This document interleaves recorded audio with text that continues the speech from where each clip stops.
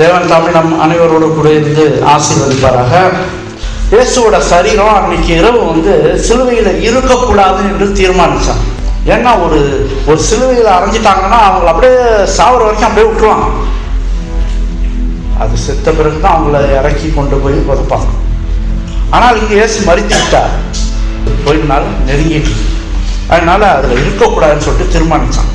சிலுவையில் அவர் மரித்த போது நடந்த சம்பவங்கள் நெடுநேரம் மக்களுடைய மனதில் இருக்கக்கூடாது என்பதற்காகத்தான்.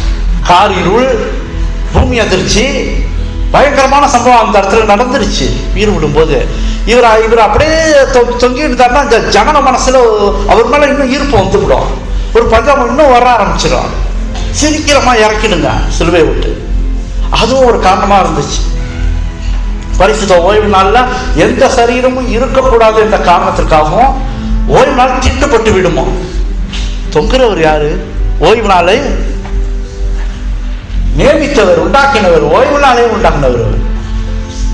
அவர் அந்த சிறுவையில் இருந்தா தீட்டுப்பட்டுருமோ. ஓய்வு நாள் இறக்கிடு, சீக்கிரமா இறக்கிடுங்க அவர். சூரியன் அஸ்தமிக்கு முன்னாகவே இந்த சரீரம் அகற்றப்பட வேண்டும் என்று தீர்மானித்து பிலாத்து இடத்துல போய் என்ன செஞ்சாங்க? உத்தரவு கேட்கிறாங்க. போய் யூதர்கள் பிலாத்துக்கும் அந்த சரீரம் நெடுநேரம் தொங்கி கொண்டிருக்க விருப்பம் இல்லை. அப்ப 2 கல்லர்களின் கால் எலும்புகளை முடிச்சாங்க ஃபர்ஸ்ட். ஏன்னா அவங்களுக்கு இன்னும் உயிர் போகல, அதனால கால் எலும்புகளை முடித்தார்கள். ஆனா இயேசு மரித்து விட்டதுனால அவருடைய கால் எலும்புகளை முடிக்கவில்லை.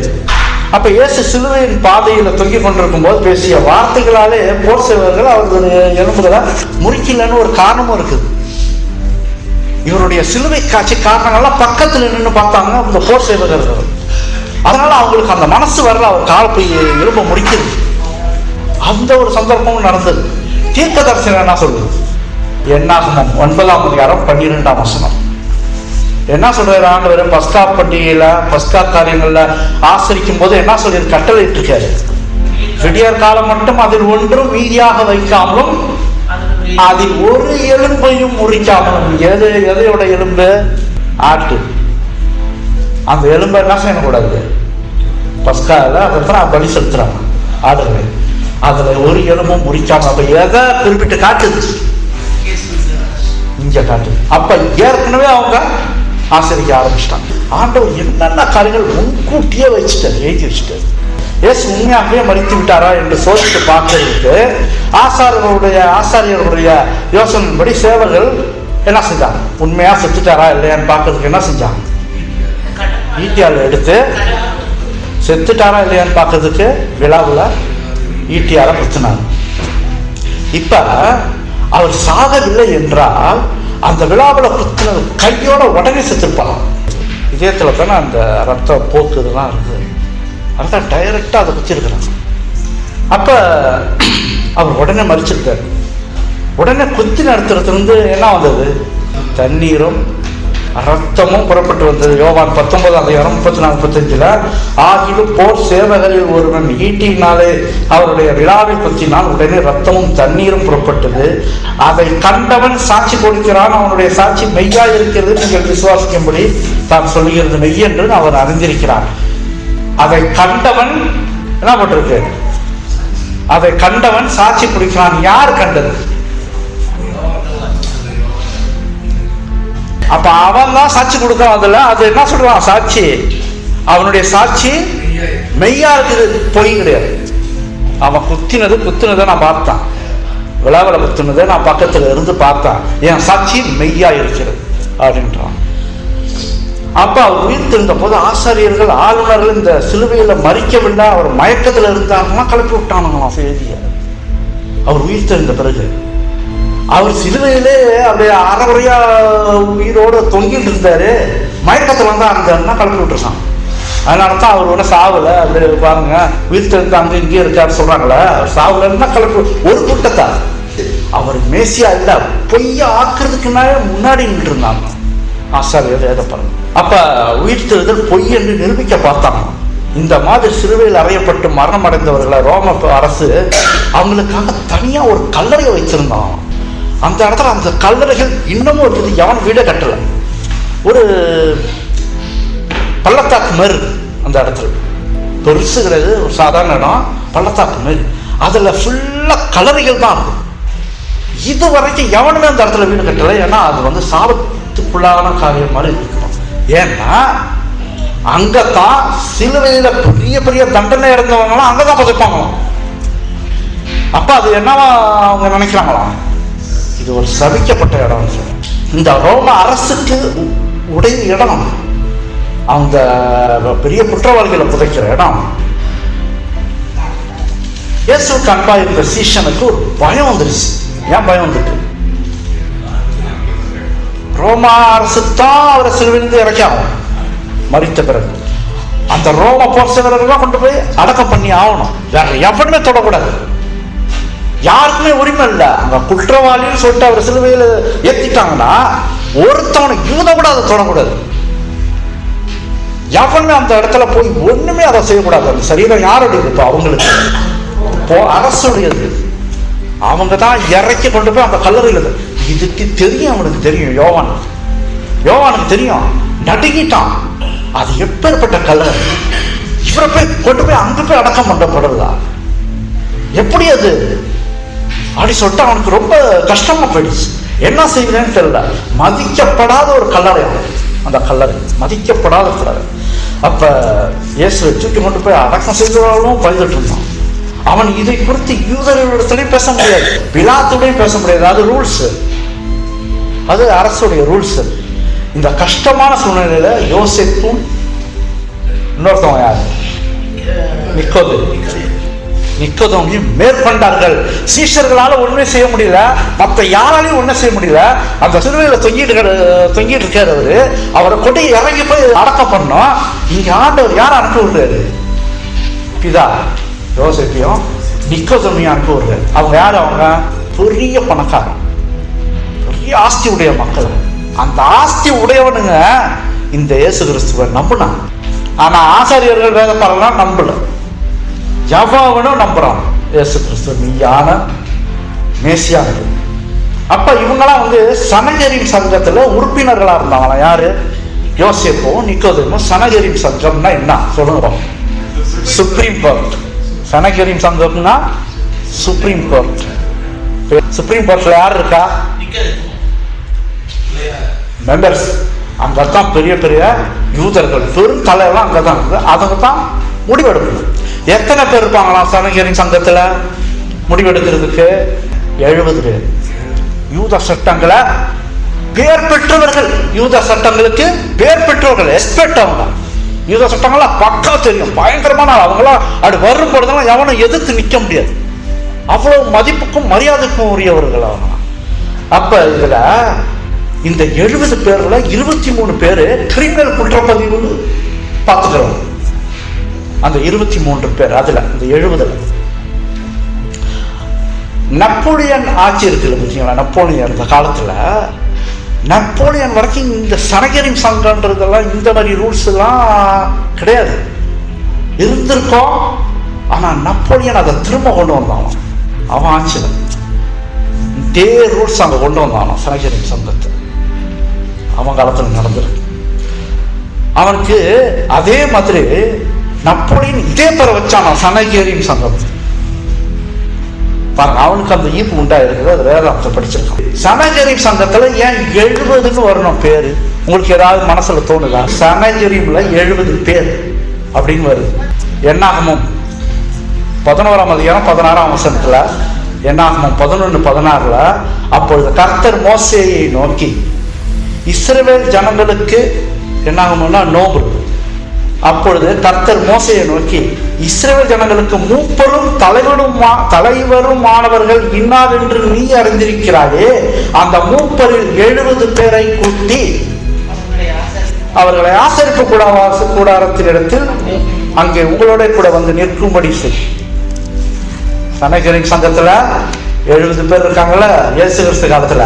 எப்ப நியமிக்கப்பட்டது? மோசே காலத்துல. அந்த யோசேப்பு நிக்கோதேமும் பெரிதளவாக மதிக்கப்பட்டவர்கள், பெரிய பணக்காரன். இயேசுக்கு மேன்மையான கல்லறையை வைக்கணும்னு சொல்லிட்டு அவங்க மனசுல ஏவுது. சாதாரண கல்லறையில அவரை வச்சிடக்கூடாது, மேன்மையான கல்லறையில் வைக்கணும்னு சொல்லிட்டு அவங்க மனசுல ஏவி விடும்.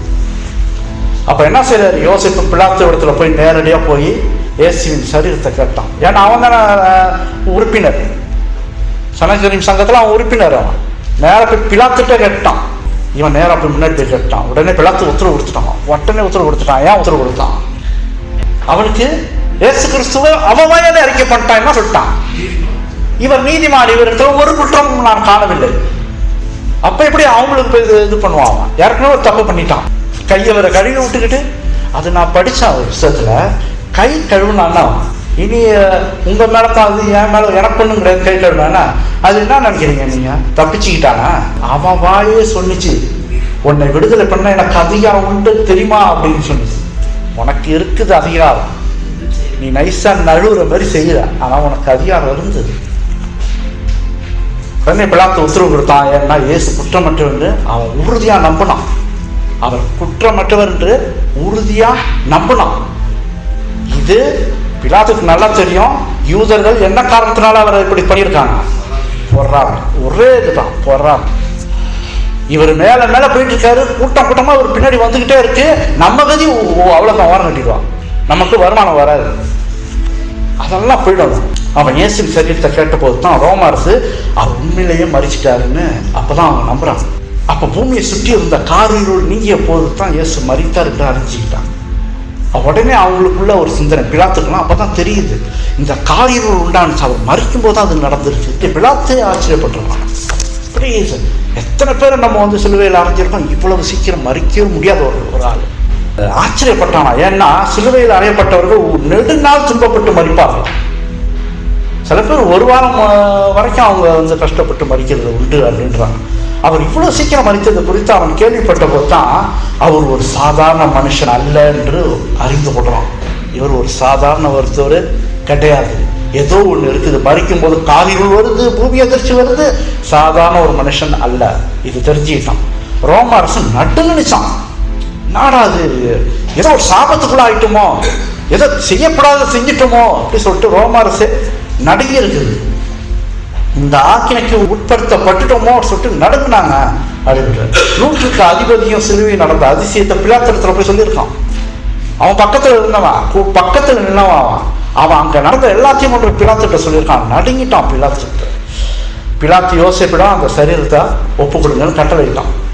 அவனுக்கு அந்த சரீரத்தை ஒப்பு கொடுங்க. அந்த நேரத்தில் நிக்கோதேமு என்ன செஞ்சுட்டான், என்ன கொண்டு வந்தான் நிக்கோதேமு? வெள்ளை போலமும் கரிய போலமும் சொல்லப்படுது. வெள்ளை போலம்னா என்ன? பர்ஃபா நம்ம அடிச்சுட்டு போற மாதிரி, அது மாதிரி வெள்ளை போலம். கரிய போலம்னா அது ஒரு மருந்தான். அவங்க அந்த காலத்துல அந்த மருந்து இருந்தெல்லாம் போடுவாங்க போல உடம்புல. அது ஒரு குறிப்பிட்ட அலையோவேரா அந்த இதுல இருந்து எடுக்கப்படுதுன்னு சொல்றாங்க. அது ஒரு 2 சேர்த்து தான் அவருக்கு போட்டிருக்காங்க உடம்புல.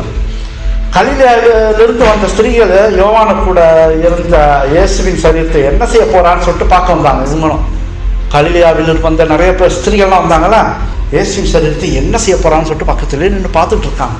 அவர் மறிச்சு பிறகும் அவருடைய சீஷர்கள் அவர் இப்படி எல்லாம் நடக்கும்னு சொல்லிட்டு முன்னறிவித்திருந்தார். அவர் சீஷர்களுக்கு கடவுள் சொன்னாரா இல்லையா, இப்படி எல்லாம் நடக்கும், 3ஆவது நாள் நான் உயிர் தேடுவேன், நான் மறிப்பேன், இதெல்லாம் சொன்னாங்க. ஆனா அவங்க என்ன செஞ்சாங்க? மறந்துட்டாங்க. அதை பத்தி நினைக்கவே இல்லை. இவர் சொன்னார முன்னாடி கரெக்டா நடந்துச்ச அப்படின்னு சொல்லிட்டு அவங்க நினைக்கவே இல்லை. சிந்திக்க கூட முடியாம அவங்க எதுல இருந்தாங்க? துக்கத்துல இருந்தாங்க. கூட இருந்தவராச்ச, சகோதரர் மாதிரி இருந்தாராச்ச, அவங்களுக்கு ஆண்டவர் மாதிரி இல்லை, ஆண்டவராக இருந்தாராச்ச. அவர் போயிட்டார. துக்கம், கஷ்டமான சூழ்நிலை. அவங்க யோசேப்பு நிக்கதும் சகல மரியாதையோடு என்ன செய்றாங்க? அவரது சரீரத்தை ஒழுங்குபடுத்தி அடக்கம் செய்ய பிரயாசப்படுவதை பார்த்த ஸ்திரீகள் ஆச்சரியப்பட்டாங்களாம். சீஷர்கள் கூட இப்படி செய்யலை. 2 பேர் வந்தவங்க இப்படி மரியாதை, சகல மரியாதையோட செய்யறாங்க அவருக்கு. பார்த்தீங்களா ஆண்டவர் எப்படி எழுப்பினார் வராங்க அந்த 2 பேரை. அவங்க இருவரும் கனம் பொருந்தியவர்கள், பெரிய பணக்காரங்க. அவங்க அவரை நம்பினாங்க. ஆனா அவரோட தொடர்பில் இருக்கிற அவர் கூட அவங்க இருந்ததும் கிடையாது. ஆனா நம்பினாங்க அவர் மேசியா, இவர் சொன்னதெல்லாம் கரெக்டு அப்படின்ட்டு அவங்க முழுவதுமாக நம்பிக்கை வைத்திருந்தாங்க. அவரிடம் தொடர்பில் இருந்தார்கள் என்றால் சனஜரின் சங்கத்திலிருந்து நீக்கப்பட்டிருப்பாங்க. எப்பயோ அவர் கூடயே போயிட்டுலாம் இருந்தாங்கன்னா அவரை தூக்கியிருப்பாங்க எப்பயோ. அதனால தான் இவரை கொலை செய்ய அங்க ரகசிய ஆலோசனை நடத்தப்படும் போது இந்த 2 பேரை கூப்பிடல. யார? யோசேப்பையும் நிக்கோதேமையும் கூப்பிடல. அவங்கள கூப்பிட்டுறாங்க அப்படின்னு சொல்லிட்டு, ஏன்னா அவரை நம்புறாங்கன்னு சொல்லிட்டு இவங்களுக்கு தெரிஞ்சிருக்கு, இவரை கூப்பிடக்கூடாதுன்னு ஒதுக்கி விட்டாங்க. இந்த வசனம் நிறைவேறிச்சா? அதாவது இவர் கொண்டு போய் அடக்கம் பண்றது அந்த இடத்துல அடக்கம் பண்ணக்கூடாது தீர்க்க தரிசனமா சொல்லப்பட்டுச்சா? ஏசாயா 53:9 துன்மார்க்கருடைய அவருடைய பிரேத குழியை நியமித்தார்கள். அப்ப அவங்க யோசனை பண்ணியிருக்காங்க, அந்த இடத்துல அடக்கம் பண்ணப்படுவாருன்னு யோசனை பண்ணியிருக்காங்க. ஆனாலும் ஒரு வசனம் அந்த இடத்துல போடுறாங்க, ஆனாலும் அவர் மரித்த போது ஐஸ்வர்யவானோடு இருந்தார். யார் ஐஸ்வர்யவான்? யோசேப்பு. அவர் கொடுமை செய்யவில்லை, அவர் வாயில் வஞ்சனை இருக்கிறார். கொண்டு போய் ஐஸ்வர்யம் இருந்த இடத்துல அவர் அடக்கம் பண்ணப்பட்டார். அடக்கம் பண்ணப்பட்ட இடம் இன்னைக்கு வரைக்கும் இருக்குது, ஆண்டவர் அடக்கம் பண்ணப்பட்ட இடம். நிறைய பேர் அங்கன்றாங்க. சரியான ஒரு கல்லறை அந்த தோட்டத்தின் மத்தியில் இருக்குது. ஜனங்க குனிஞ்சுதான் போகணும்னு சொல்லிட்டு சின்ன ஒரு வாசல தான் இருக்கும். அந்த இடத்துல தான் இன்னைக்கு வரைக்கும் இருக்குது ஆண்டவருடைய கல்லறை. ஆகவே இந்த பாடத்துல என்னத்தான் மனிதர்கள் எப்படி தீர்மானம் கொண்டாடணும், ஆண்டவருடைய திட்டம்னு ஒன்று இருக்குது, தனியா ஒன்று செயல்பட்டுட்டே இருக்கும். அப்ப அந்த திட்டத்தின் நமக்கு தெரியாது. சீஷர்களுக்கு தெரியுமா அவர் எப்படி அடக்கம் பண்ணப்படுவாங்க, எப்படி பண்ணுவாங்கன்னு யாருக்குமே தெரியாது. அது தேவன் கண்காணிச்சுட்டே வர்றாரு அவருடைய குமாரன். அதே போல பரிசுத்தவான்களையும் தேவனுடைய பிள்ளைகளையும் அவர் கண்காணித்துக் கொண்டே வருகிறார். சகலத்தையும் அவர் செய்து கொண்டு வருவார். அதனால நமக்கு கவலைப்பட தேவையில்லை. நம்ம அவரை நம்பி கடைசி வரைக்கும் இருக்கும்பொழுது அவர் கண்காணித்துக் கொண்டே வருகிறார், சகலத்தையும் அவரே செய்வார். யோசேப்பும் நிக்கோதேமும் தங்கள் கரங்களால சிலுவையிலிருந்து இறக்கினார் இயேசு கிறிஸ்துவர். அந்த காலத்துல சிலுவையில் அடிக்கும்போது டைரக்டா சிலுவையில் வச்சு அடிச்சிட மாட்டாங்க. அதுக்கு பின்னாக ஒரு கட்டையை ஒன்று வச்சு தான் அது மேலே அடிப்பாங்க. சிலுவை இருக்குது, இப்படி இருக்குது சிலுவை, அது மேலே இப்படி கையை வச்சு டைரக்டாக அடிச்சிட மாட்டாங்க. முதலாவது ஒரு கட்டையை வைத்து கட்டைக்கு மேலே கையை வச்சு தான் அடிப்பாங்க. ஆணி எப்படி பிடுங்க முடியும்? அதனால ஒரு சின்ன பலகை மாதிரி முன்னாடி அடித்து சிலுவையில் அடிச்சுட்டா அந்த பலகை அப்படி நம்புவாங்க. சிறு பலகை நம்புனா கையோட கையாங்க. இப்படி தான் அவர்கள் செய்திருக்கிறாங்க. இதெல்லாம் பத்திரமாக அந்த 2 பேர் யோசேப்பும் நிக்கோதேமும் அது பத்திரமாக அவரை சிலுவையிலேருந்து இறக்குனாங்க. அவருக்கு இருந்த இரத்த கரைகள் எப்படி இருந்திருக்கும்? முகத்துல, உடம்புல எல்லாமே இரத்த கரையா இருந்துச்சு இல்ல? அந்த இரத்த கரையெல்லாம் அவர்கள் துடைத்தார்களாம் 2 பேரும். அப்படியே மொத்தமாக துடைத்து கழுவி அப்படியே துடைத்தார்கள் அப்படின்னு சொல்லுது. அவர்கள் துடைத்து கொண்டே இருக்கும் பொழுது அவர்கள் அப்படியே அவங்க மனசு அப்படியே கஷ்டப்படுது. அவரை பார்க்குறாங்க, அவங்க கண்ணிலேருந்து கண்ணீர் வழியுதான். அப்படி துடைத்து கொண்டே இருக்கும்போது அவங்களால தாங்க முடியல. எப்படி ஒரு குற்றமற்றவர் இவரை போய் இப்படி பண்ணியிருக்காங்களே, அவர் உடம்பெல்லாம் பார்த்துருக்காங்களே, அப்போதான் பார்க்குறாங்களே, அடித்து அவர் வாரினால் அடிக்கப்பட்டு இதெல்லாம் அந்த உடம்பு எப்படி இருந்திருக்காங்க தான் சொல்றாரு, உங்களுக்காக பிக்கப்பட்ட என்னுடைய சரீரம்ன்றது. அப்போ அதை துடைத்து அதை துடைக்கும் போது கண்ணீர் அவர்கள் அப்படியே கண்ணீர் வழிந்ததுன்னு சொல்லுது.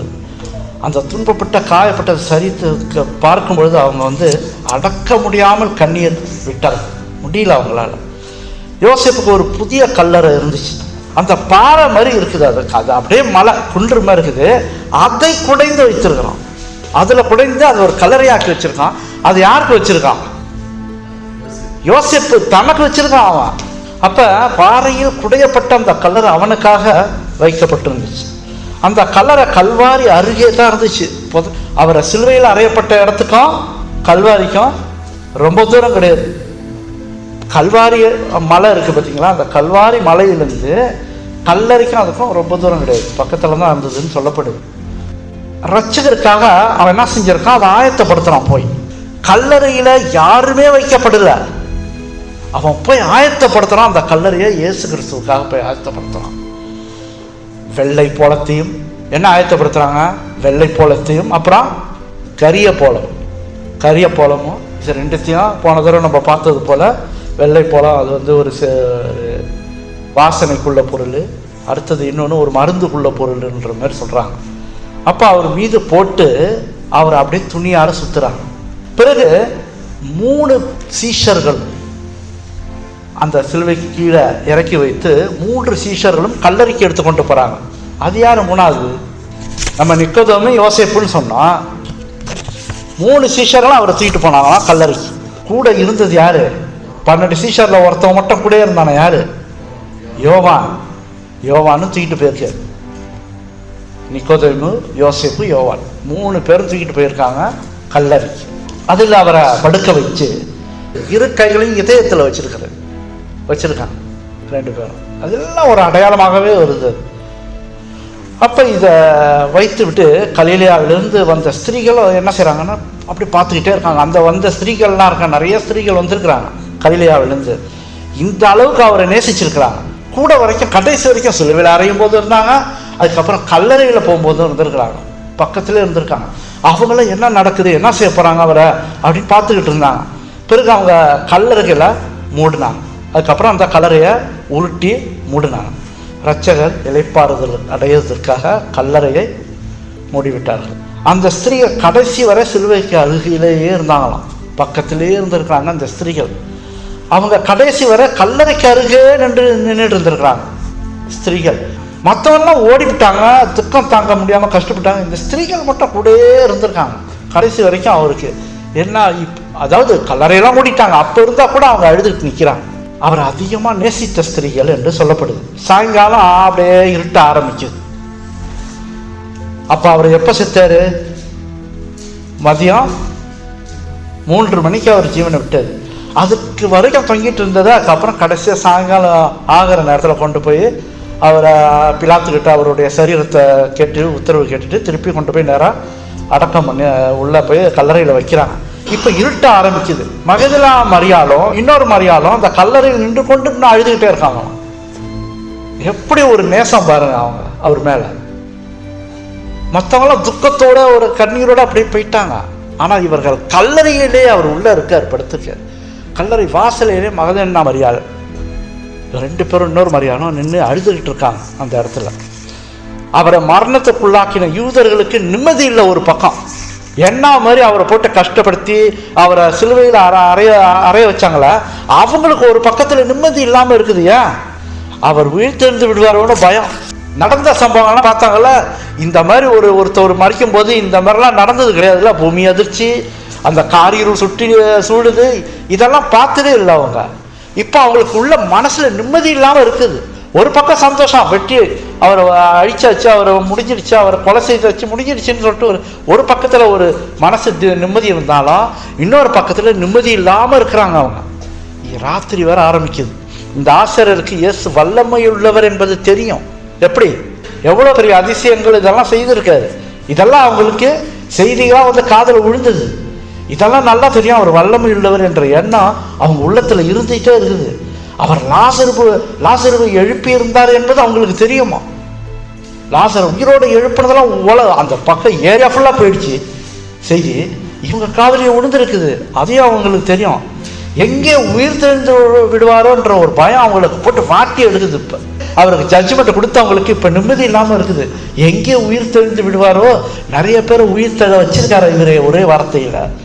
உயிர் தெழுந்து விடுவாரோன்னு பயம் அவங்களுக்கு. அவர் ஏற்கனவே சொல்லி இருந்தார். என்ன சொல்றாரு? நான் ஜீவனை கொடுக்க முடியும், எடுக்க முடியும்னாலும் சொல்லியிருக்காரு. அந்த வார்த்தை வர இவங்களை போட்டு வாட்டுது அன்னைக்கு. இன்னொன்று சொன்ன, என்ன சொன்னாரு? இந்த ஆலயத்தை இடித்து போடுங்கள், 3 நாளைக்குள்ளே நான் எழுப்புவேன்னு சொல்றாரு. எழுப்புவேன்னு யார் சொல்றாரு?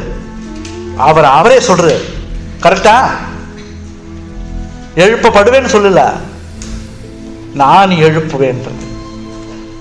நீ இடித்து போடு, 3 நாள் நான் எந்திரிக்க நாள் இல்லையான்னு பாரு, எழுப்புவேன் அப்படின்றது. இதுவும் அவர்கள் நினைவுக்கு வந்து பயந்து நடுங்குறாங்க ராத்திரி ஃபுல்லாக. என்ன, ஐயோ என்ன இவர் வேற சொல்லியிருக்காரு முன்னாடி, என்ன நடக்க போகுதுன்னு தெரியலையான்னு சொல்லிட்டு நிம்மதி இல்லாமல் அவங்க இருக்கிறாங்க. அது மட்டும் இல்ல, அவர் சொன்ன இன்னொரு வார்த்தைகளும் அவர்களுக்கு ஞாபகத்துக்கு வருது அந்த நேரத்தில். மத்திய 20ஆம் அதிகாரம் 18-19 முன்னாடியே சொன்ன வசனம் அது. அவர் மரிக்கிறதுக்கு முன்னாடியே சொன்ன வார்த்தை. இதோ எருசலேமுக்கு போகிறோம், மனுஷகுமாரன் பிரதான ஆசாரியரிடத்திலும் வேத பாதகரிடத்திலும் ஒப்பு கொடுக்கப்படுவார்.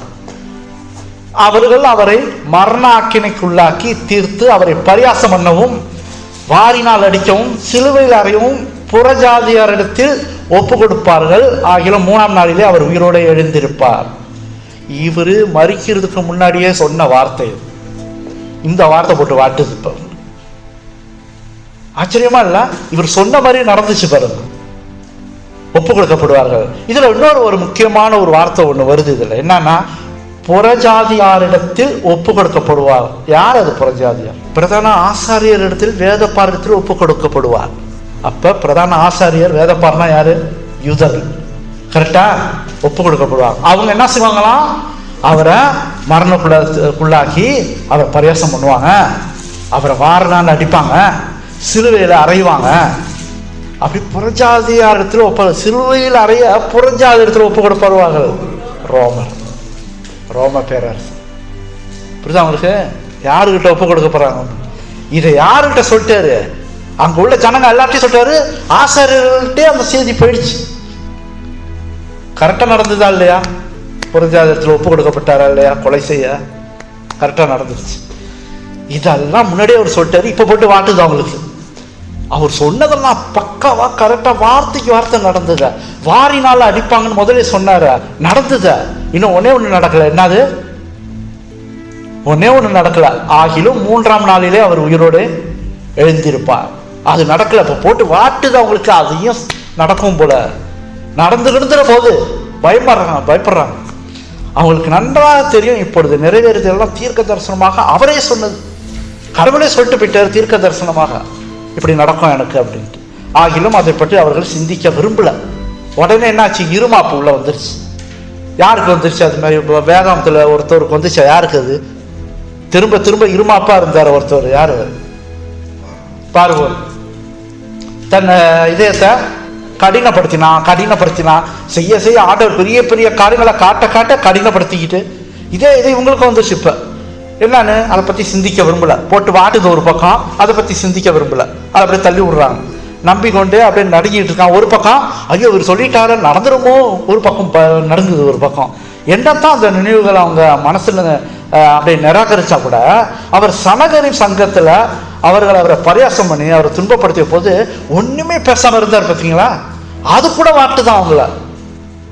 ஒரு வார்த்தையும் பேசாம ஒரு மனுஷன் எப்போதும் துரிகரமா என்ன எப்படி இந்த மாதிரி சொல்றீங்க, நான் என்ன பண்ணேன்னு சொல்லிட்டு ஒரு முறுமுறுத்துக்கிட்டு ஒரு கோபத்தோட ஒரு வார்த்தை ஒண்ணுமே சொல்லலையே, அமைதியா நின்று அப்படியே தன்னை ஒப்பு கொடுத்துக்கிட்டு இருக்காரு அப்படின்ற இந்த சம்பவங்கள்லாம் அவங்கள போட்டு வாட்டி எடுக்குது. இப்ப சிலுவையில் தொங்கி கொண்டிருக்கும் போது கூட என்ன செய்யறாரு? அவரு என்ன சொன்னாரு? இந்த ஜனங்களை பார்த்து இவர்களை மன்னிய ஆண்டவர் பிதாவின்னு சொல்லிட்டு இவங்களுக்காக என்னார அது ஒரு பக்கம் போட்டு வாட்டுது. எல்லாம் முடிந்ததுன்னு சொல்லிட்டு ஒருத்தவர் சாகும்போது அவ்வளோ சத்தமா கிளீனா சொல்ல முடியாதுன்றாங்க. அவர் அந்த மாதிரி வார்த்தையால சொல்லி மறித்தாருன்றாங்க. இந்த மாதிரி நடந்ததே இல்லையா அப்படின்னு சொல்லிட்டு அவர் சத்தம் போட்டது அண்ட சராசரம் முழுவதும் கேட்கிற மாதிரி இருந்ததும். அந்த முடிந்தது எல்லாம் முடிந்ததுன்னு சொல்றாரு பார்த்தீங்களா? அந்த வார்த்தை தெளிவான குரலாகும். உலகமே அண்ட சராசரத்துக்கே அந்த வார்த்தை போய் எட்டுனது போல இருந்தது அப்படின்றாங்க. அந்த மாதிரி துணித்தது. அவர் மிகவும் அவ்வளோ சீக்கிரமா மறிச்சிட்டாரு. அது கூட வாட்டுது. இப்படியெல்லாம் மறிக்க மாட்டாங்களே யாரும். ரொம்ப நாள் அவங்க இவ்வளோ சீக்கிரத்துல மறிச்சாரு. எப்படி? அது பூமி அதிர்ச்சி வர வந்தது, அது காரியர்கள் கூட வந்தது. இந்த எல்லா காரியமும் இவர் தேவகுமாரன்னு சொல்லிட்டு சாட்சி கொடுத்தது. இதெல்லாம் போட்டு வாட்டுது அவங்கள போட்டு. யூதாஸ் கூட இயேசு மரிப்பார் சொல்லிட்டு இவங்கள்ட்ட போய் ரகசியமாலாம் சொல்லியிருக்கான். அவரு மரிப்பார்னு சொல்லப்பட்டிருக்காரு, அவரே முதல்ல சொல்லிட்டாரு. அப்படி சொல்லிட்டு இவன் போய் ரகசியமா போய் சொல்லியிருக்கான் ஆசாரியர் இடத்துல. அதுவும் அவங்கள போட்டு வாட்டுது. ஆசாரியர்கள் அவனை பரியாசம் பண்ணாங்களாம். அவன் சொல்லும் போது, என்ன நீ தீர்க்கதரிசியா? நீ ஒரு பெரிய தீர்க்கதரிசியா? இல்லை, நான் தீர்க்கதரிசி இல்லை, அவர் சொன்னது அப்படின்னு சொல்லியிருக்கான் அவன் ஆசாரியர் இடத்துல. அவர் மரிப்பார்னு சொல்லியிருக்காரு.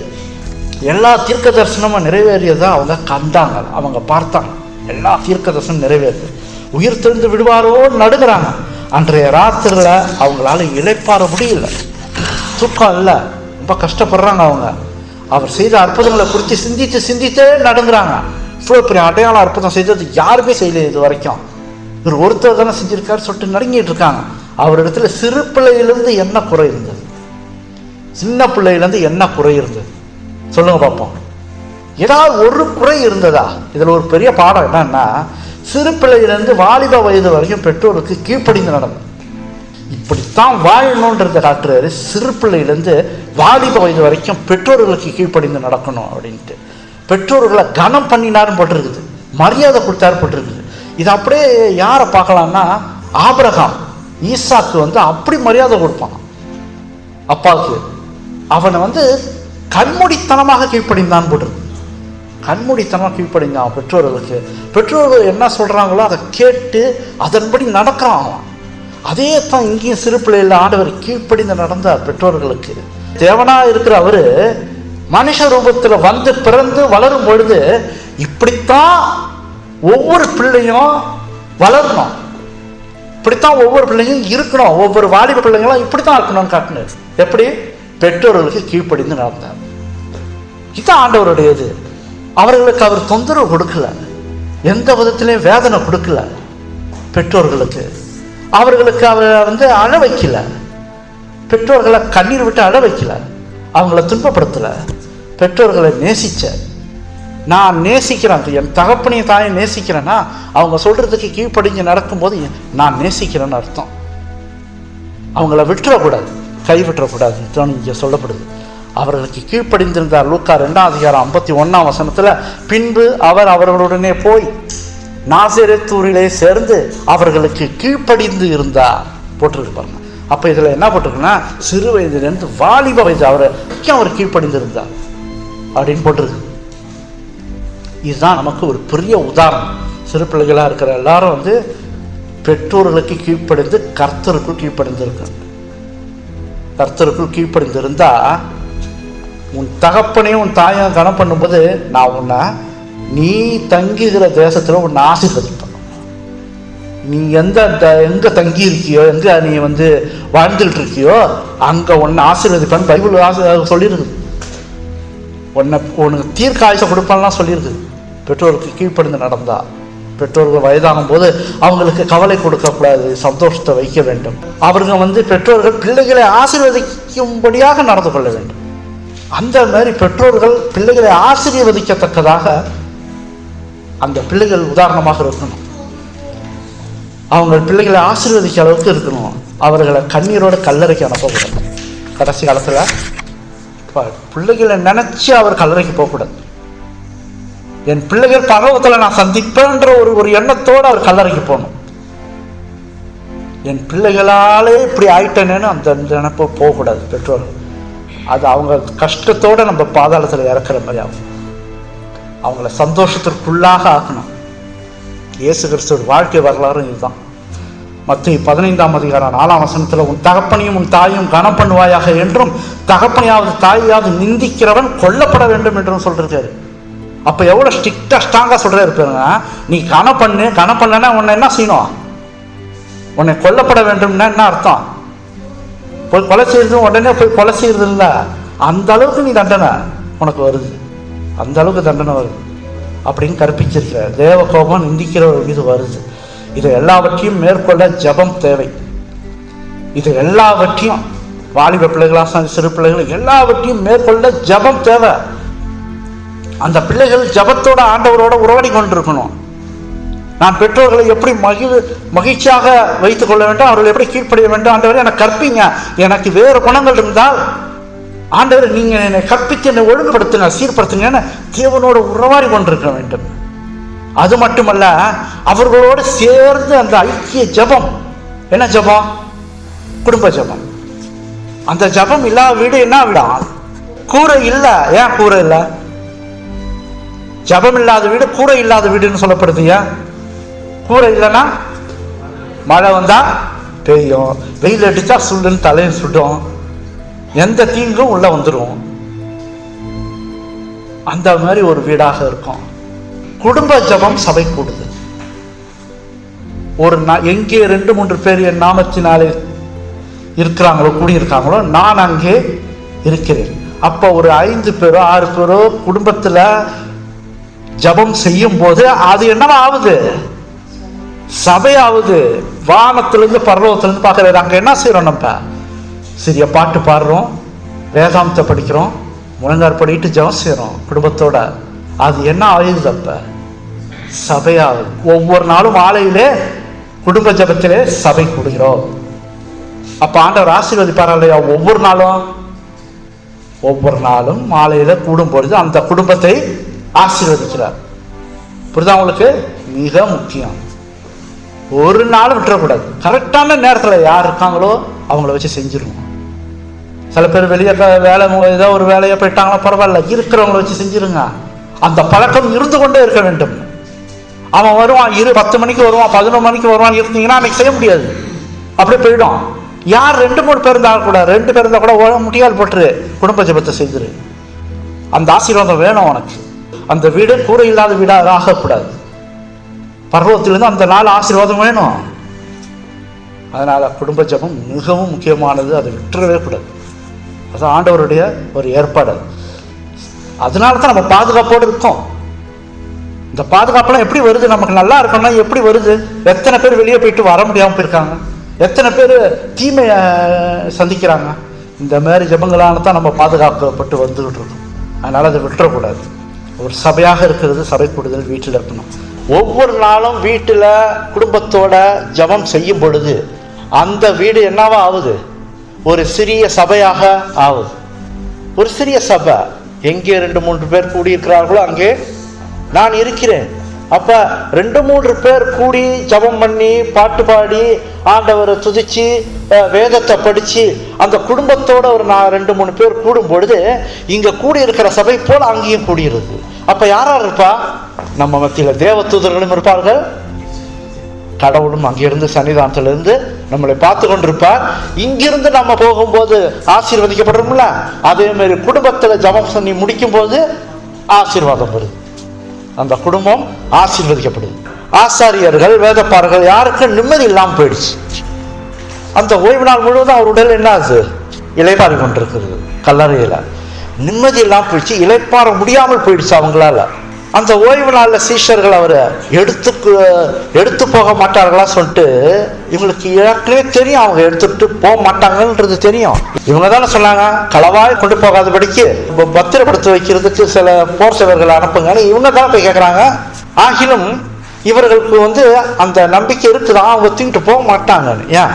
ஓய்வு நாள் அந்த அளவுக்கு அவங்க ஓய்வு நாளில் போய் அந்த வேலையை செய்ய மாட்டாங்க. இது நல்லா தெரியும். அந்த இஸ்ரவேலில் ஓய்வு நாள்னா என்ன?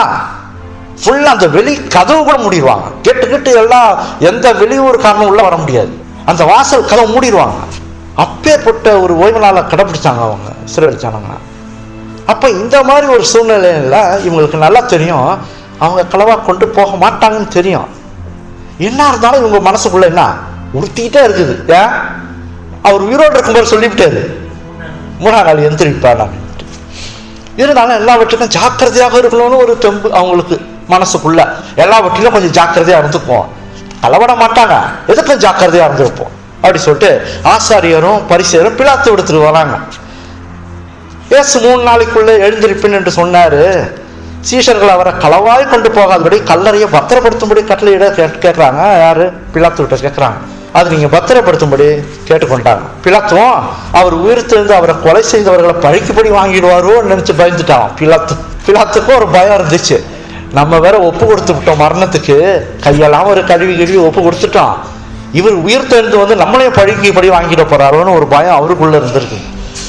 அப்ப நீங்களே பத்திரப்படுத்திக் கொள்ளுங்க, உங்களுக்கு தான் ஆளுங்கள்லாம் இருக்குதா, சில சேவர்கள்லாம் இருக்காங்களா, போர் சேவர்கள்லாம், அவங்கள வச்சு நீங்க பத்திரப்படுத்திக் கொள்ளுங்க அப்படி சொல்லிட்டு பிலாத்து உத்தரவு கொடுத்துட்டு. ரோம போர் சேவர்கள் மிகவும் ஸ்ட்ரிக்டானவங்க. அந்த அரசு, அந்த கவர்மெண்ட், அந்த சிப்பாய்கள் இவங்கெல்லாம் எப்படியும் செம்ம ஸ்ட்ரிக்ட். ஆனால் தான் பைபிள்ல சொல்லுது இரும்பு போல இருப்பான் அவன், இரும்பால எது வேணுமோ அடிச்சு நொறுக்கலாம். அந்த மாதிரி உள்ளவன் அந்த ரோமர்கள். இந்த மாதிரி ஸ்ட்ரிக்ட். பாதுகாப்பு சரியா கொடுக்கலனா, அதாவது ஒரு சிறையில் அடைக்கப்பட்டு தப்பிச்சு ஓடிட்டான்னு வச்சுங்க, பாதுகாத்தவனுக்கு என்ன ஆகும்? மரண தண்டனை. அப்படிப்பட்ட ஒரு ஸ்ட்ரிக்டான ஒரு சட்டம், அந்த மாதிரி சட்டம் இருக்குது. அப்ப மரண தண்டனை தான் அவங்களுக்கு. அவங்க கல்லறைக்கு முத்திரை போட்டு காவல் காத்தார்கள். கல்லறைக்கு முத்திரை போட்டு காவல் வைத்தார்கள் போட்டிருக்கு. அவர்கள் போய் கல்லுக்கு முத்திரை போட்டு காவல் வைத்து கல்லறையை பத்திரப்படுத்தினார்கள் சொல்லப்படுது. அதாவது ஒரு சங்கிலி எடுத்து அந்த கல்லை புரட்டி அந்த அடைச்சிட்ட பிறகு இங்கேருந்து இந்த பக்கமும் அந்த பக்கம் வரைக்கும் ஒரு சங்கிலி போகுது. ஆணி அடிச்சிருக்கிறாங்க 2 பக்கத்துலையும். இந்த கல்லுக்கு இடது பக்கமும் வலது பக்கமும் ஆணி அடிச்சு இந்த சங்கிலியால் கட்டிட்டாங்க. கட்டுனது யாரு? ரோம அரசு. எவனும் அதை உடைக்கக்கூடாது. இதுதான் முத்திரை. அப்ப இன்னைய வரைக்கும் கொல்கத்தா மலையில பக்கத்துல ஒரு தோட்டம் இருக்குது. அந்த தோட்டத்துல ஒரு கல்லறை இருக்குது. இன்னைய வரைக்கும் டூரிஸ்டுங்க அங்க போய் பார்த்துட்டு வராங்க. தோட்டத்துக்கு மத்தியில ஒரு கல்லறை இருக்க இன்னைக்கும் பார்த்துட்டு இருக்காங்க. அதுதான் உண்மையான கல்லறை என்று கண்டுபிடிச்சிட்டாங்க. எப்படி கண்டுபிடிச்சாங்க தெரியுமா? சொல்லுங்க பார்ப்போம். சீலோடைய அடையாளம் ஒரே ஒரு இடத்துல தான் இருக்குது. இடது பக்கத்துல அந்த ஆணி அடிச்சது இன்னமும் இருக்குது, சொருவிக்கிட்டு. இதை யாருமே கவனிக்கல. அப்ப அந்த கல்லறை தான் சரியான கல்லறை அப்படின்னு சொல்லிட்டு, அதே போல தோட்டக்காரன் நினைச்சாங்கன்னு போட்டிருக்கு பார்த்தீங்களா பைபிள்ல, அதை சுற்றி தோட்டமும் அங்கதான் இருக்கு. அந்த கல்லறை தான் இருக்கு. அங்கதான் அவரு உயிர் தெழுந்தாரு. உலக ரட்சகர் வெளியே வந்து விடாதபடிக்கு பயங்கர பாதுகாப்பு அளிச்சாங்களாம். இந்த காட்சியை காணும் தேவனுக்கும் தேவதூதர்களுக்கும் எப்படி இருந்திருக்கும்? உள்ள இருக்கிறவர் யாரு? மகா பரிசுத்தம் உள்ள வல்லமையுள்ள தேவன் உள்ள இருக்கிறவர். அவருக்கு யார் காவல் வைக்கிறான்? மனுஷன் காவல் வைக்கிறான். எங்க ஓடிட போறாரோ, தப்பிச்சிட போறாரோ, காணாவிட போறாரோன்னு சொல்லிட்டு மனுஷன் காவல் வைக்கிறான். ஆச்சரியமா இருக்கு பார்த்தீங்களா? தேவனுக்கு தேவதூதர்கள் எப்படி இருக்கும் அந்த காட்சியை பார்க்கும்போது? சங்கீதம் 2:1-4 வரைக்கும் வாசிக்கும் போது, ஜாதிகள் கொந்தளித்து ஜனங்கள் விருதா காரியத்தை சிந்திப்பானேன். கர்த்தருக்கு விரோதமாகவும் அவர் அபிஷேகம் பண்ணினவருக்கு விரோதமாகவும் பூமியின் ராஜாக்கள் எழும்பி நின்று அதிகாரிகள் ஏகமாய் ஆலோசனை பண்ணி அவர்கள் கட்டுகளை அறுத்து அவர்கள் கயிறுகளை நம்மை விட்டு எரிந்து போடுவோம் என்கிறார்கள். பரலோகத்தில் வீற்றிருக்கிறார், நகைப்பார், ஆண்டவர் அவர்களை இகழ்வார். இப்படிலாம் கடவுளுக்கு விரோதமா நீ செஞ்சா அவர் எப்படி இருப்பாரா? உன்னை பார்த்து நகைப்பார், இகழ்வார் அப்படின்னு சொல்லப்படுது. யாரை காவல்ல போட்டு முத்திர வைக்கிறது? அவர்கள் ஜெபம் பண்ணி தேவனை துதித்தார்கள். யாரு? பவுலும் சீலாவும் ஜெபம் பண்ணி தேவனை துதித்தார்கள் போட்டிருக்கா. சடுதியில் சிறைச்சாலையின் அஸ்திபாரங்கள் அசையும்படியாக பூமி மிகவும் அதிர்ந்தது. உடனே கதவுகள் எல்லாம் திறவுண்டது, எல்லாரும் கட்டுகளும் கழன்று போயிற்று. அப்போஸ்தலர் 16:26 இருக்குது. ஒரு தேவதூதன் வந்தானா அங்க என்ன நடக்குதான்? அந்த இடத்துல சடுதியில் சிறைச்சாலையின் அஸ்திபாரங்கள் அசையுதான், நடுங்குன்றாங்க. இங்க கல்லறையில வச்சது யாரு? அங்க 2 மனுஷனுக்கே ஆண்டவர் ஒரு இதை அனுப்பும் போது அஸ்திபாரம் அசையுது. இங்க இயேசு கிறிஸ்து உள்ள இருக்காரு, நீ காவல் வச்சுக்கிட்டு இருக்க. அவருக்கு இயேசுவின் வெற்றியின் நேரம் அப்படியே நெருங்கிட்டு இருக்கு. அன்று இரவு தான் அப்படியே கடந்து போயிட்டு இருக்குது. விடியறதுக்கு முன்னாடி தான் அவர் உயிர் தெழுந்தார். அந்த இருட்டோட தான் அவர் உயிர் தெழுந்தார். உயிர் தெழுந்த நேரம் நெருங்கிட்டு இருக்குது. யோவான் 10:17 நான் என் ஜீவனை மறுபடியும் அடைந்து கொள்ளும்படிக்கு அதை கொடுக்கிறபடியால் பிதா என்னில் அன்பாய் இருக்கிறார். ஒருவனும் அதை என்னிடத்தில் இருந்து எடுத்துக்கொள்ள மாட்டான். நானே அதை கொடுக்கிறேன். அதை கொடுக்கவும் அதை எடுக்கவும் எனக்கு அதிகாரம் உண்டு. அதை மறுபடியும் எடுத்துக்கொள்ளவும் எனக்கு அதிகாரம் உண்டு. இந்த கட்டளை என் பிதாவினிடத்தில் பெற்றுக்கொண்டேன் என்றார். அப்ப ஜீவனை கொடுக்கவும் அதை எடுக்கவும் எனக்கு அதிகாரம் உண்டு. அப்ப இந்த இடத்துல பாத்தீங்கன்னா அவர் கல்லறையில இருக்காரு. அவர் ஜீவனை கொடுத்தாரா இல்லையா? கடைசியா உயிர் போகும்போது என்ன சொன்னாரு? நீங்க நானும் கடைசி நேரத்துல மறிக்கும் போது என் நாவியை ஒப்படைக்கிறேன்னு சொல்லி முடியுமா? அந்த ஜீவன் எப்ப போகுதுன்னு நமக்கு தெரியுமா? சொல்லியிருப்போம், சொல்ல முடியுமா? இயேசு கிறிஸ்து சொல்றாரு, என் நாவியை ஒப்படைக்கிறேன்னு சொல்லிட்டு டக்குன்னு தலையை சாய்க்கிறாரு, உயிர் போகுது. இயேசுவை களவாய் எடுத்துக்கொண்டு போகாதபடிக்கு எல்லா ஏற்பாடுகளும் செய்தாய். இரவு மெல்ல மெல்ல அப்படியே கடக்குது, விடிய ஆரம்பிக்குது, இன்னும் இருட்டாதான் இருக்குது. ரோம போர் சேவர்கள் கவனமா இருக்கிறாங்க, கண் விழிச்சு பார்த்து இருந்துட்டு இருக்காங்க. ஒரு கிட்டத்தட்ட 100 பேர் இருந்ததாக சொல்லப்படுது. அந்த போர் சேவர்கள் சுற்றி இருந்திருக்காங்க. கண் விழித்திருந்தவர்கள் கல்லறைக்கு முன்பாக அப்படி இப்படி நடந்து போயிட்டு இருக்காங்க. அங்கு தேவதூதரும் கல்லறையை பாதுகாத்தார்கள். இவங்க மனுஷன் பாதுகாத்துட்டு இருக்கான் ஒரு பக்கம். இவர் அங்கே களவாய் திருடி போயிடக்கூடாதுன்னு சொல்லிட்டு அதை விட மேலான பாதுகாப்பு யார் அங்க நிக்கிறாங்க? யார் கண்ணுக்கும் தெரியாம தேவதூதர்களும் அங்க நின்று பாதுகாத்துட்டு இருந்திருக்கான் அந்த கல்லறையில. ஏன்னா சாத்தானுடைய கோஷ்டி கீஷ்டி எதா ஒன்று பண்ணும். அங்க இருக்கிற ஒரு பரலோக சர்வ வல்லமையுள்ள தேவன் அவர்.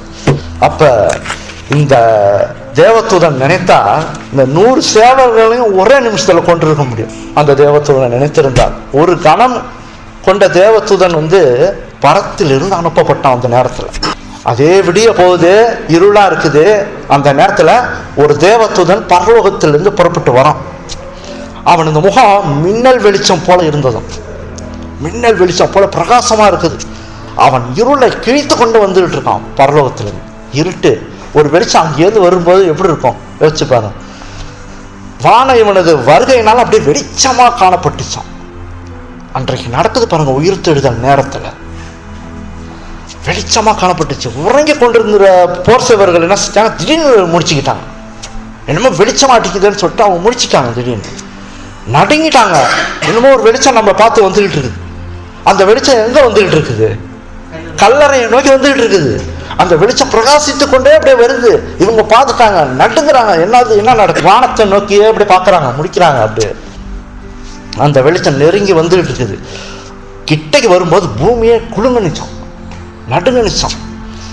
இந்த பூமி இயேசு கிறிஸ்து உயிரை விடும்போது நடுங்கனிச்சா இல்லையா? அதே மாதிரி உயிர்த்தெழுதல் நேரத்துலையும் நடந்தது. எல்லாத்தையும் கவனிச்சுட்டே வாங்க, எப்படி எப்படி ஆண்டவருடைய காரியம் எப்படி இருக்குன்ட்டு. சடலம் போல கீழே விழுந்தாரெல்லாம் நிக்கிறான். அப்படியே விழுட்டானுங்க எல்லாரும் கீழே. செத்தவர்களை போல கீழே விழுந்தார்கள் என்று சொல்லப்படுது. அங்கு அசுத்தாவிகளும் இருந்துச்சான். பிசாசுகளும் அந்த இடத்துல நின்று பார்த்துட்டு இருக்குது. ஏன் இவர் எப்படி உயிர் தெரிந்துட போறாரோ? உயிர் தெரிந்து வந்தா இல்ல கதை, இவங்களுக்கு என்ன ஆகும்? முடிஞ்சு போச்சுன்னு அர்த்தம். இவங்களுக்கு உயிர் தெரிந்து வந்துவாரோ அப்படி சொல்லிட்டு அந்த கூட்டமா அங்க நின்றுட்டு பார்த்துக்கிட்டு இருக்கு. ஆனா இந்த ஒரு தேவதூதன் நிற்கும் போது இந்த கூட்டம் பறந்து ஓடிடுச்சான். அந்த வல்லமையுள்ள தேவதூதனுக்கு அப்படி பயந்தாங்க அவங்க. அந்த பிசாசு கூட்டம் கூட ஓடிடுச்சு அப்படின்னு சொல்லப்படுது. நமக்கு ஆபத்து வரும்போது தேவன் இடத்துல நம்ம ஜெபம் பண்ணும்போது ஒரு தேவதூதன், வல்லமையான தேவதூதனை நம்ம இடத்துல அனுப்புனா நம்மை தொல்லை கொடுக்கும் சாத்தான போயிடுவாங்களா இல்லையா அந்த இடத்த விட்டு? எலன் ஒயிட் சொல்றாங்க, நீங்கள் எத்தனை தேவதூதர்களை கேட்டாலும் அவர் அனுப்ப சித்தமா இருக்கிறார். உடனே அனுப்ப சித்தமா இருக்கிறார். ஆனால் நீங்க கேட்கணும்னு சொல்றாங்க. கேட்காம அவர் அனுப்ப மாட்டாருன்றாங்க. நீங்க எது இருந்தாலும் நீங்க உங்கள் வாயால கேட்கணுமோ, கேட்காமல் அவர் செய்ய மாட்டாருன்னு சொல்லப்படுது. அப்ப நமக்கு ஆபத்து வருதா, இரவு நேரத்தில் ஏதாவது பயங்கரம் வருதா, ஏதாவது ஒரு சூழ்நிலை வருதா, ஆண்டவரே எனக்கு தேவதூதரை அனுப்பும்னு சொல்லி இயேசு கிறிஸ்து நாமத்தில் கேட்கும்போது அந்த செகண்ட்லேயே அனுப்பிடுவார் ஆண்டவர். அது நம் கண்கள் பார்க்க, நம்ம கண்களுக்கு தெரியாது. ஆனால் ஒரு சமாதானத்தை ஒரு அடைவோம், நம்ம அதன் மூலயமா தெரிந்து கொள்ளலாம். அப்போ இந்த பூமியை நடங்குது. உள்ளே இருக்கும் சரீரம் எங்களுடையது உரிமை பாராட்டி கொண்டிருந்தாங்களாம் இந்த கூட்டம், பிசாசு கூட்டம். ஏன்னா அவர் மறிச்சிட்டாரு, மரணம் இவங்களுடையது, அது என்னுடையதுன்னு சொல்லிட்டு உரிமை பாராட்டி கொண்டிருந்தார்கள். அங்கே ஏற்கனவே காவல் காத்த பலமுள்ள தேவதூதன் வானத்திலிருந்து இறங்கி வந்த தேவதூதனோட சேர்ந்துக்கிட்டான். ஏற்கனவே தேவதூதன் அங்கே பாதுகாத்துட்டு இருந்தாங்க பார்த்தீங்களா, அங்கே இருந்தாங்களே. வானத்திலிருந்து வந்த தேவதூதனோட அங்கே உள்ள ஒரு தலைமை தேவதூதனோட 2 பேரும் சேர்ந்துக்கிட்டு அந்த கல்லறையை நோக்கி நடந்தார்கள். இவர்கள் இருவரும் கல்லறையை நோக்கி நடந்தார்கள். இந்த சம்பவம்லாம் நீங்கள் வேதத்தில் படிக்க முடியாது. இது எலஞ்சி போயிட்டு நம்ம இதில் தான் ஆண்டவர் வெளிப்படுத்தி இருக்கார் என்ன நடந்ததுன்ட்டு. வேதத்தில் படித்து பார்த்தீங்கன்னா அவர் காலையில் உயிர்த்தெழுந்தது மட்டும்தான் பேசியிருக்கோம். நடுவில் ராத்திரி என்ன நடந்ததுன்னு பேசியிருக்காரு. அதனால்தான் இங்கே அவர் வெளிப்படுத்தியிருக்காரு. இவர்கள் இருவரும் கல்லறையை நோக்கி நடக்கிறாங்க. காவல் காத்த தூதன் அந்த கல்லறையின் கல்லை நகர்த்தினான். இரவு முழுக்க காவல் காத்தான் பார்த்தீங்களா தேவதூதன் ஒருத்தவன் அந்த கூட்டத்தோட அங்கே நின்று இருந்தானே, அவன் தான் கல்லை புரட்டி தள்ளினான், நவுத்தினான். அப்ப அந்த கல்லை அநேக போர்சவர் மட்டுமே நகர்த்த முடியும். பெரிய கல்லா புரட்டி வைக்கிறதுனா அது எத்தனையோ டன் கணக்கான ஒரு வெயிட். அதை அத்தனை போர் சேவர்கள் தான் நகர்த்தி மூட முடியுமா. இவன் என்ன செஞ்சான், ஒரு கையால இப்படி நவுத்திட்டான். பலமுள்ள தேவதூதன் பாருங்க, அந்த ஒரு கையால புரட்டி நவுத்திட்டு என்ன செஞ்சிட்டான், அதன் மேலே உட்கார்ந்து கொண்டான். அந்த கல்லு மேல உட்காந்துட்டான். வானத்திலிருந்து வந்த தூதன் இப்ப கல்லறைக்குள் போறான். உள்ள போறது யாரு? பரலோகத்திலிருந்து வந்த தூதன் தான் கல்லறைக்கு போறான். இயேசுவின் தலையை சுற்றி இருந்த சீலை இருந்ததில்ல, அதன் முதலாவது அதை கயிற்றான். பிறகு அந்த வல்லமையான தூதன் மிகுந்த சத்தத்தோட என்ன சொல்றான்னா, இயேசுவே தேவகுமாரனே, பிதா உம்மை அழைக்கிறார். அவ்வளவுதான், இந்த ஒரு வார்த்தை தான் அவன் சொன்னானோ. இயேசுவே தேவகுமாரனே, பிதா உம்மை அழைக்கிறார். ஜீவன் எப்படி உள்ள வருது? எப்படி உள்ள வருது? அவர் சொல்ல, நான் கொடுக்கவும் எடுக்கவும் கொடுக்கவும் முடியும்ன்றார். அவருக்குள்ள ஜீவன் வருது. ஏன்னா ஜீவன் அவர்கிட்ட இருந்தார். இப்ப இங்க சொன்னது இயேசுவே தேவகுமாரனே, பிதா உம்மை அழைக்கிறார். இயேசு கிறிஸ்து லாசருவை கூப்பிடும் போது என்ன சொன்னாரு? லாசருவே வெளியே வா அப்படின்னாரு. அது ஒரு கட்டளை. அந்த கட்டளையில அவன் மரித்த ஒரு சடலம் என்ன செய்யுது? உயிரை இங்கேருந்து வார்த்தையிலிருந்து அந்த உயிரை அங்க போய் அவனை எழுப்பி வெளியே கொண்டு வருது. ஆனாதான் சொன்னாரு, நீ வெளியே வான்றாரு. இங்க தூதன் பிதா உண்மையை அழைக்கிறார் அப்படின்னு சொன்னான். அவருக்குள்ள ஜீவன் அவர் வெளியே வர, அவர் ஜீவனை விடும்போது ஒரு பூமி அதிர்ச்சி உண்டானது. அதே போல அவர் ஜீவனை அடையும் போதும் ஒரு பெரிய பூமி அதிர்ச்சி உண்டானது. இயேசு உயிர் தெரிந்துட்டார். இப்ப இந்த ஆலயத்தை இடித்து போடுங்கள், 3 நாளைக்குள்ளே எழுப்புவேன் ஆண்டவர் சொன்னார்ல, நிறைவேறிடுச்சு. அன்னைக்கு நிறைவேறுது.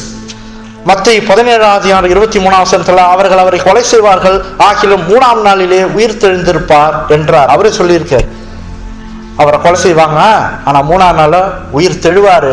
முன்னாடியே சொல்லியிருக்காரு பாருங்க. இத்தனைக்கும் கரெக்டா உயிர் தெரிஞ்சுட்டாரு.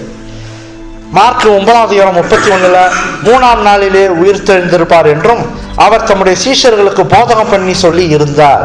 சீஷர்களுக்கும் அவர் சொல்லியிருக்கார் 3ஆம் நாள்ல உயிர் தெழுவார் அப்படின்ட்டு. அது நடந்தது, நிறைவேறிச்சு. பழைய ஏற்பாட்டில் சொல்லப்பட்டிருக்கா 53:10 அவருடைய ஆத்துமா தன்னை குற்ற நிவாரண பலியாக ஒப்பு கொடுக்கும் போது அவர் தமது சந்ததியை கண்டு நீடித்த நாளாய் இருப்பார். கண்டுபிடிச்சிங்களா? இது என்ன சொல்லுதுன்னு, என்ன அர்த்தம் கண்டுபிடிக்கிறீங்களா? உயிர்த்தெழுதல் இதுல வருதா?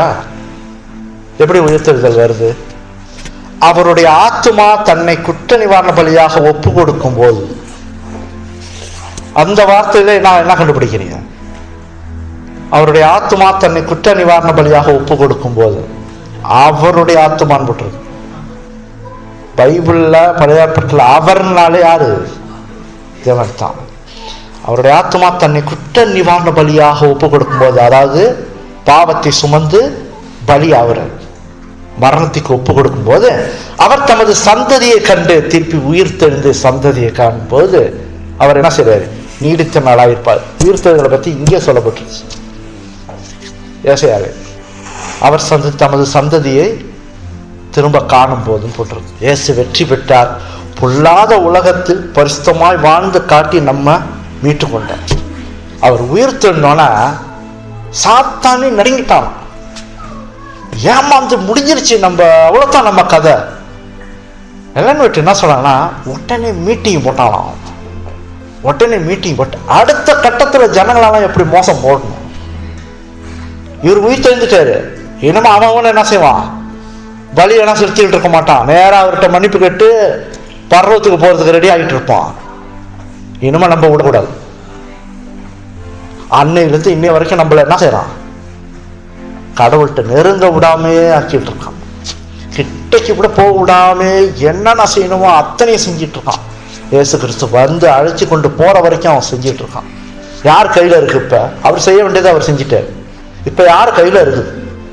நம்ம கையில தான் இருக்கு. பரிசுத்த மேல் பரிசுத்தமாகணும்னு பைபிள்ல சொல்லப்பட்டுருச்சு. ஏன் சொல்றாரு அவரு பரிசுத்த மேல் பரிசுத்தமாகணும்னு? ஏன்னா அநீதி மேல் அநீதி உலகத்துல வந்துருது. கடைசி காலத்துல உங்களால நிக்க முடியாது சர்வசாதாரணமா. அதனால கொஞ்சம் பரிசுத்தமாக தான் இன்னும் பரிசுத்தமாயிடுங்க. அப்பதான் உங்களுக்கு பாதுகாப்பு. அப்பதான் நீங்க மென்மேலும் இன்னும் பெரிய இதா போக முடியும். இல்லைன்னா விழுந்துருவீங்க அறகுறையா இருந்தா. ஆனால் தான் அட பரிசுத்தமாகிறவன் இன்னும் பரிசுத்தமாகட்டும். கடைசி காலத்துல அந்த சூழ்நிலைக்கு வந்துடும். இந்த செய்தியின் மூலமாக ஆண்டவர் என்ன சொல்றாருன்னா, அவர் உயிர் தெழுவார். அவர் சொன்ன தீர்க்க தரிசனம் எல்லாம் நிறைவேறிச்சு, சரியாக நிறைவேறிச்சு. நான் உலகத்துக்கு வருவேன்னாரு, வந்தார். உலகத்துக்கு மறிப்பேன்னாரு, மறித்தார். உயிர் தெழுவேன்னாரு, உயிர் தெழுந்தார். அடுத்தது என்ன சொல்லியிருக்காரு? திரும்ப வருவேன்னாரு. வருவாரா வரமாட்டாரா? நிச்சயமாக வருவார். அதுக்கு தான் நம்ம காத்திருக்கோம். தேவன் தமிழ் நம்ம இருந்து ஆசீர்வதிப்பாராக. ஆமென்.